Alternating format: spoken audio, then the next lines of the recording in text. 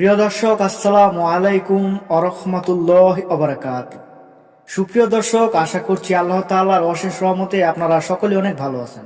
প্রিয় দর্শক, আজকে আপনাদেরকে জানাবো যে তিন ব্যক্তির দোয়া আল্লাহ তাআলা কখনো ফিরিয়ে দেন না, যেই তিন ব্যক্তির দোয়া আল্লাহ তাআলা সঙ্গে সঙ্গে কবুল করে। তো ভিডিওটি সম্পূর্ণ দেখার অনুরোধ রইল, কারণ সম্পূর্ণ যদি না দেখেন তাহলে আপনারা বুঝতে পারবেন না সেই তিন ব্যক্তির মধ্যে আপনার আলামত মিলে যায় কি না। তাই আপনার আলামত সেই তিন ব্যক্তির মধ্যে আছে কিনা, সেই তিন ব্যক্তির যে কোনো এক ব্যক্তির আলামত আপনার ভেতরে আছে কিনা সেটা জানার জন্য হলেও এই ভিডিওটি আপনার সম্পূর্ণ দেখতে হবে।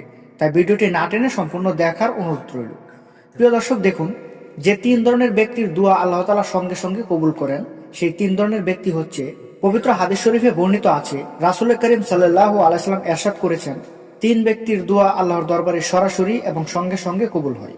আল্লাহর দরবারে সন্দেহিতভাবে যাদের দোয়া কবুল হয় তাদের মধ্যে এক নম্বরে হচ্ছে নির্যাতিত ব্যক্তির দোয়া, দুই নম্বরে হচ্ছে মুসাফিরের দোয়া এবং তিন নম্বরে হচ্ছে ছেলের জন্য পিতা মাতার দোয়া। নির্যাতিত ব্যক্তি হচ্ছে যেই ব্যক্তি নির্যাতনের শিকার, কোনো জুলুমকারী নেতার দ্বারাতে যে ব্যক্তি নির্যাতিত হয়েছে, ওই নির্যাতিত ব্যক্তির দোয়া আল্লাহ তাআলা কবুল করে। তারপর হচ্ছে মুসাফিরের দোয়া।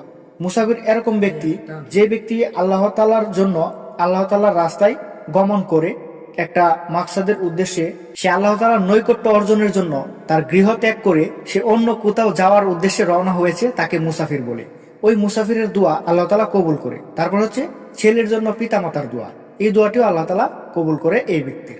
একটি হাদিসে এসেছে, আবু আব্দুল্লাহ রাদিয়াল্লাহু আনহু হতে বর্ণিত, তিনি বলেন, রাসূলুল্লাহ সাল্লাল্লাহু আলাইহি সাল্লাম বলেছেন, তিনজনের দোয়া আল্লাহর দরবারে সন্দেহিতভাবে কবুল হয়। তো আল্লাহ তাআলা আমাদের সবাইকে বেশি বেশি দোয়া করার তৌফিক দান করুক। ভিডিওটি ভালো লাগলে অবশ্যই একটি লাইক করবেন, আমাদের চ্যানেলে নতুন হয়ে থাকলে অবশ্যই সাবস্ক্রাইব করবেন। আসসালামু আলাইকুম।